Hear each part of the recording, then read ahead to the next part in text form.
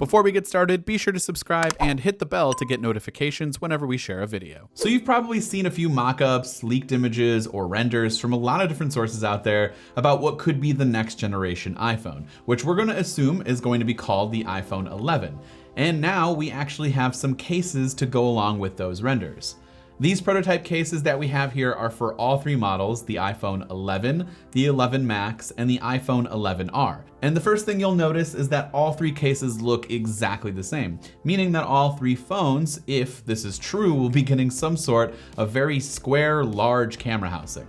This was not quite the case for last year's iPhone XR, which had a single camera as opposed to the XS and XS Max's dual camera setup. If the leaks and renders are true, Apple will be going with a triple camera setup, presumably a telephoto, wide, and ultra wide angle lens, and will arrange them in this large square camera bump. Even though all three phones might see the same camera housing, from what we know right now, it appears that all three phones will not get the exact same camera setup. The iPhone 11R will most likely be getting a dual camera setup this time around, while the 11 and 11 Max will see the triple camera system. After placing the current generation iPhones inside of their respective successors' cases, I did notice that there really wasn't much of a difference since everything seems to fit perfectly. Aside from the massive camera bump array that we will be getting, everything looks and feels the same. After really examining it, however, there were a few minor updates to button placements for the side button, the volume buttons, and the ringer switch, seemingly being moved down just a little bit, but that could be either the case manufacturer being slightly off in their schematics, or maybe Apple decided to actually bring these buttons down just a little bit to maybe help with reachability.